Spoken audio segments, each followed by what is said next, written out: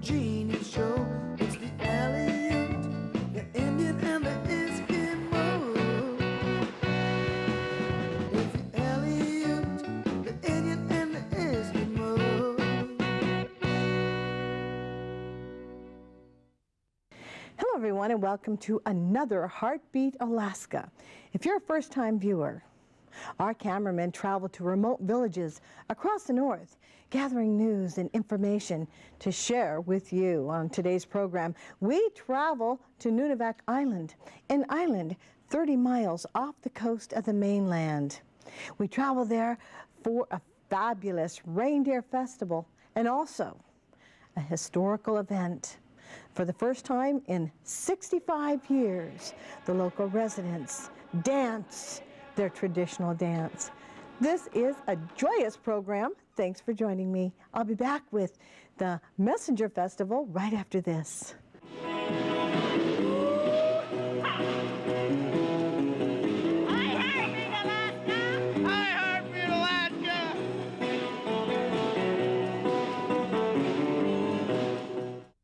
Heartbeat Alaska is brought to you in part by Coastal Villages Region Fund.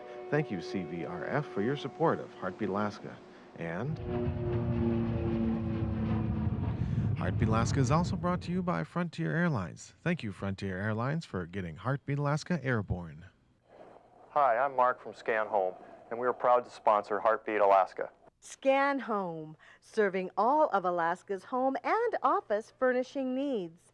Thank you, Scan Home, for making Heartbeat Alaska possible. Heartbeat Alaska is brought to you in part by Brown's Electric Lighting Gallery. Thank you, Brown's Electric, for your generous support of Heartbeat Alaska.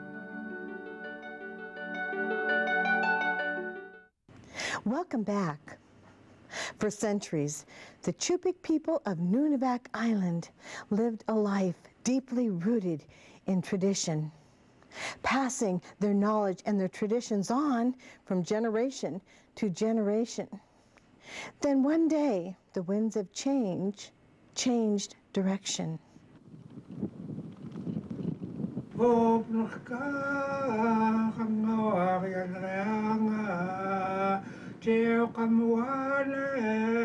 They say that history repeats itself. For the indigenous people of Nunivak Island, we pray that this is not true.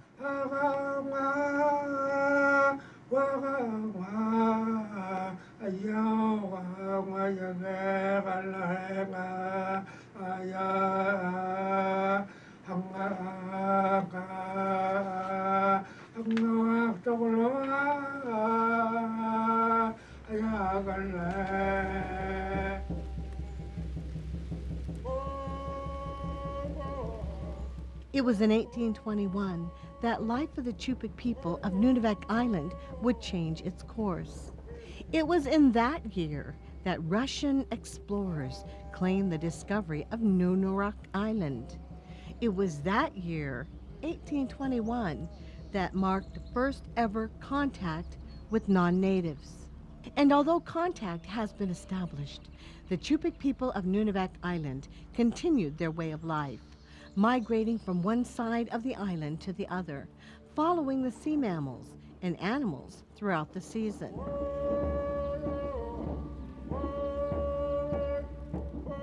Nunivak Island was populated all along the coast, and since we're Eskimos, if you will, we live off both land and sea mammals, land animals, plant and vegetables and birds. So therefore we were nomads, if you will, going from one season to another, following the birds and the vegetables and the land and sea mammals. It's kind of like a cycle. And then we follow them.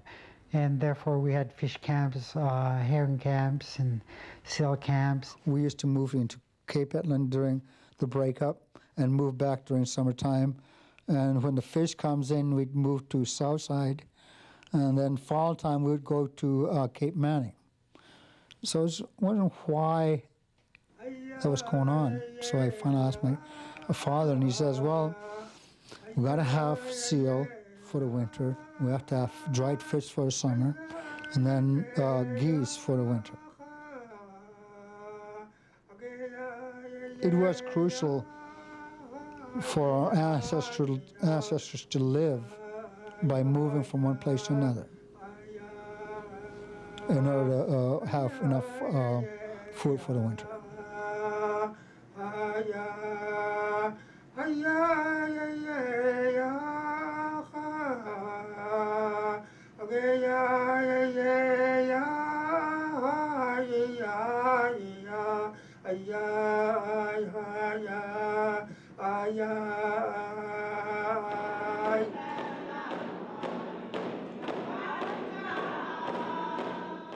In 1890, the first U.S. Census reported 15 settlements with a population of 745 people. Yet another U.S. Census, conducted 10 years later, reported only 10 settlements with 110 people. Although the actual numbers are distorted and unclear, what would happen to the Cupik people of Nunivak Island in the following 20 years would change their lives forever.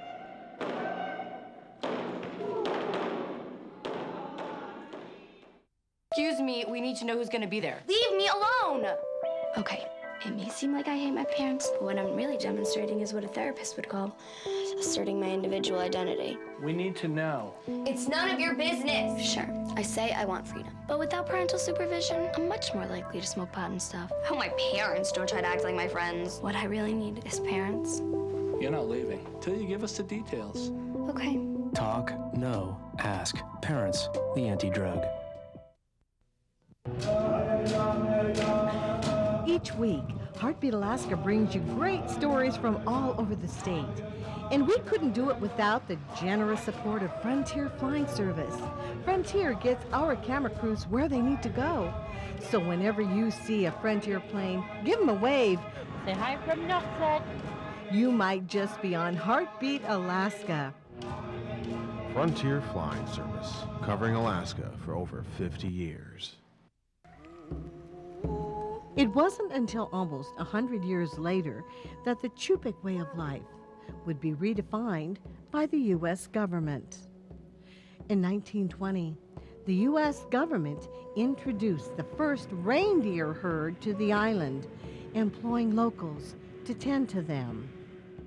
In 1924, the first English-speaking school was established at Nash Harbor Village at the northern end of the island. Over the next 4 years, these reindeer herders would find themselves essentially herded into the village where they could receive a Western education. My childhood was very tough. I went to BA school here, and we were punished for speaking our own language. And we got punished a lot because we didn't know English. Only language that we had was our language. With all of the indigenous people gathered on the North Shore, the U.S. government quickly moved in and established the Nunivak Island Wildlife Reservation, prohibiting the Cupik people from hunting the wildlife on the island, a large part of their diet and their culture. Without the knowledge of our fathers, our grandfathers, the federal government came and took the island as a national wildlife refuge. And at that time, my father's father lived all over the island. And then therefore, if you ask me, that land which was given to us by the Creator of all things was taken away, and therefore we're not entitled to the land itself when we are already here. This is our land because it's inherited. The government was wrong when they made it into to the wilderness. And then if it became wilderness while we are here on the island, that included us. Therefore, we are the sole owners of the island. The encroachment of Western culture continued through organized religion in 1936. The church at that time prohibited native dancing, singing, mask making, and ceremonies connected to their heritage and traditions, essentially severing cultural ties to their past. Today, the winds of change still blow across the sands of time. Only now, they blow in a different direction.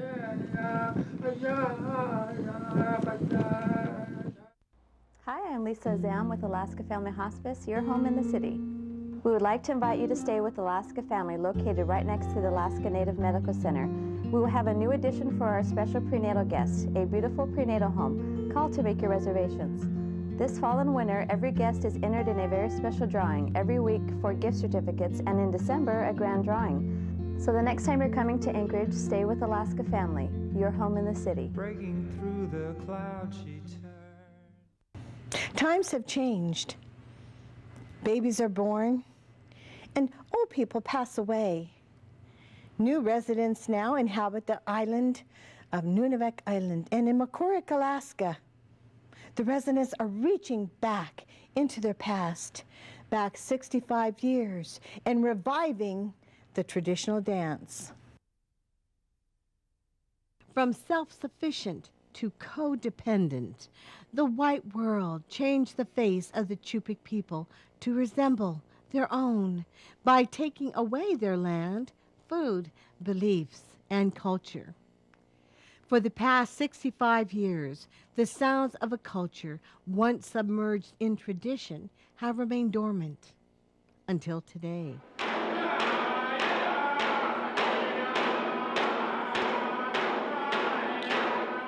Although secluded from the mainland, the people of Mekoryuk, Nunivak Island, have seen other native cultures practicing their ways, dancing and singing traditional songs, passing them down from generation to generation.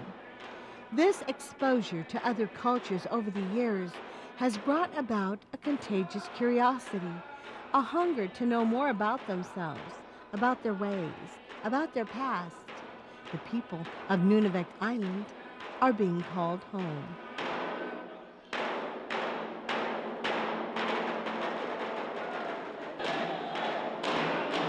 In an attempt to revive their culture, the Cupiks of Nunivak Island are celebrating their first Messenger Festival in over 65 years.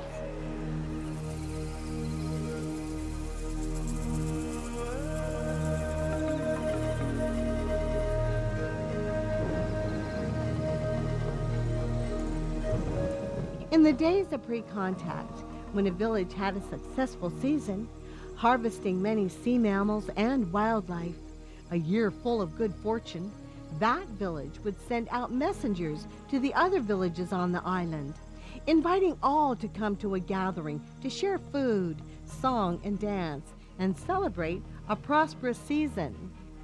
This was known as the Messenger Festival.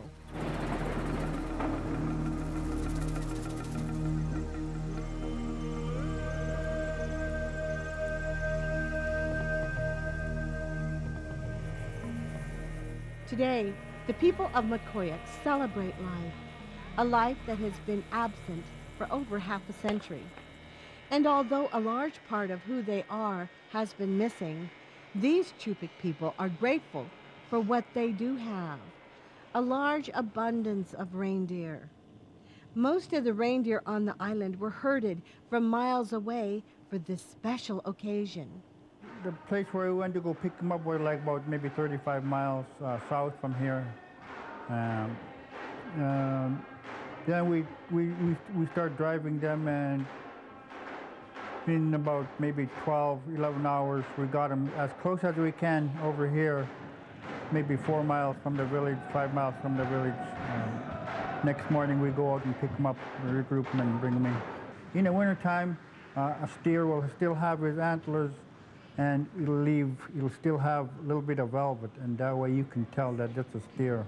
Then you just knock them down. And the other ones, just look for the ear tag. Rounding up reindeer might sound easy, but 5,000 reindeer, each with a mind of their own, can often make the task a challenging one. like when you make up your mind you want to do something, you're going to do it.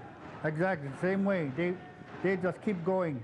Even if you try to turn them around, or pretty soon they'll get all scattered and, you know, go. Or just like last week, my partner, one of my other herders, and he was running after reindeer. And that guy, the reindeer he was running after, just jumped into the ocean, just swam away. I could imagine, I mean, just bringing them back from south end of the island, driving right behind them, it gets really, really tiring. But I can imagine what those our elders used to go out and by foot, and, you know, hot and gloomy days. My father was a reindeer herder. He ran around and walked on foot just about the entire island at one point in time. And I was able to do that. I was fortunate enough to be able to walk around most of the Nunivak Island herding reindeer on foot as well. As far as I know, back then when they walked on foot, reindeer was very tame, not wild. And now that we changed to modernized, we use snow machines and use helicopters, and now they're very wild. If they see a snow machine within, I don't know, 4 or 5 miles, they'd be gone. They'd be gone. So we have to keep up with them. We were trying to get that back, and we want to get it back. Get all our young guys involved and try herding by foot. It's a year-round job, tending to the large herd, and with almost 5,000 reindeer grazing the island, population control is critical. At one time when the island had about over 10,000 animals, and in one winter there was a lot of dead animals due to starvation. Nunivak Island is such a small island compared to mainland, and then it can hold so many reindeer and muskox because of the grazing, and we have to control the reindeer and the muskox population somehow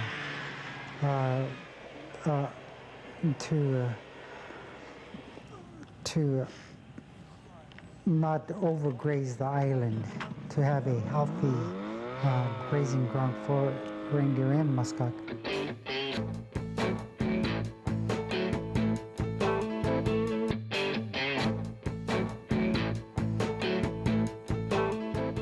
We're raffling reindeer and giving them a chance to, pick up reindeer.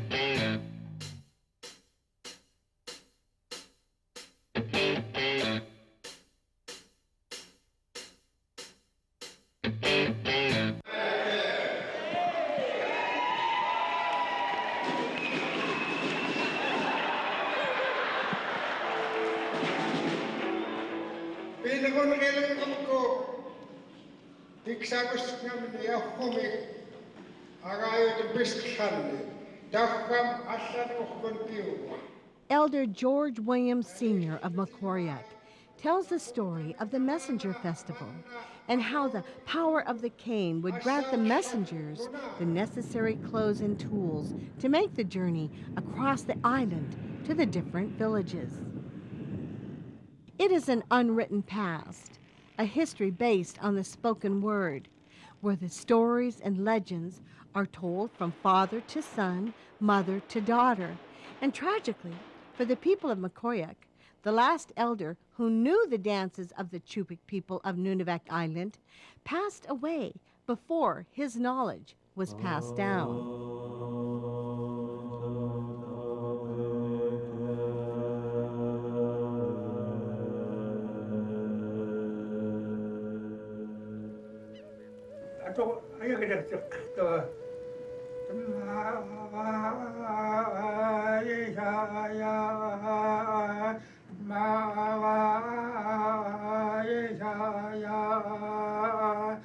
But it is called elder wisdom for a reason, and the elder wisdom of K. Hendrickson told him to record these dances onto videotape.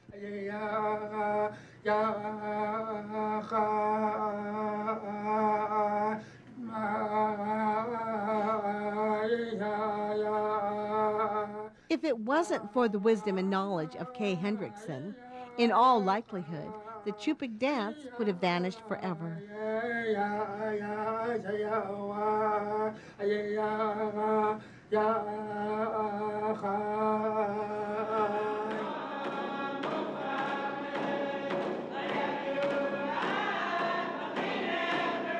The village itself here in the Mekoryuk was able to use recordings done by Kay Hendrickson, who's now passed away, the late Kay Hendrickson, was able to record a couple of video recordings that he remembers singing before. And it was really fortunate that that happened, and we were able to express the motions of those dances. I could, just feel that joy running through my body, and especially when the women came out with the costumes and the way they looked, it was just so overwhelming with, because we only look at pictures saying we wished we could do this, we wish we could know how to make that Cupik Eskimo dancing stuff, and it's just really amazing that it happened.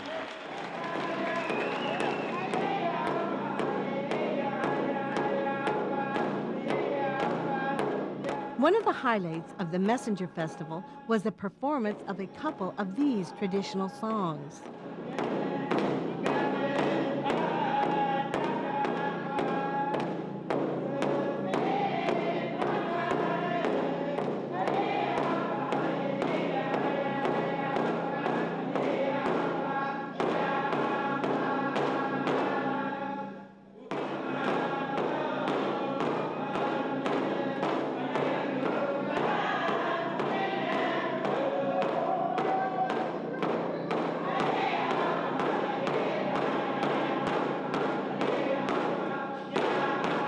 By studying pictures and the gift that Kay Hendrickson left behind, others were able to recreate the traditional dance regalia that their ancestors wore.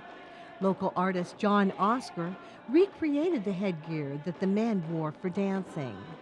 I did the headgear for the men based on the photographs that were provided to me. With that limited knowledge, I was able to mimic the format they used, but carrying on the same tradition that they had, like the walrus headgear, the puffin headgear, and the reindeer headgear.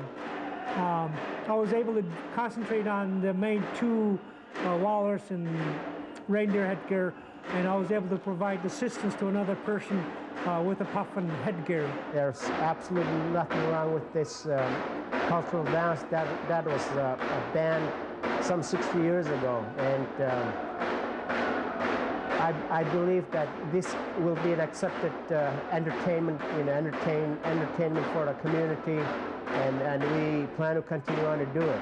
Dancing in Mekoryuk was abolished back in 1930s because it was thought to be a worshiping of the devil, the bad spirits and all, but it was actually not. It was a gathering for families who were able to get together and share experiences like this to create and rebuild kinships and families. It was really exciting, our first time dancing, maybe for 8 years or more, and when the community came out and danced, I almost started crying because I was so happy, because we never danced for a while, and it was lots of fun. I'd like to be able to see my children, witness something like this, and learn from this new experience and carry it on even if I'm no longer here anymore. So that's important for this community is to take this back, and our children are very excited about it, and I'm glad to see that happening.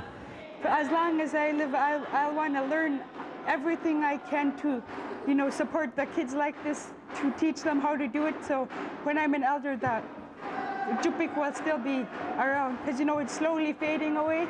But if we Eskimo dance, I'm sure that the kids will be interested in, dancing and speaking their language.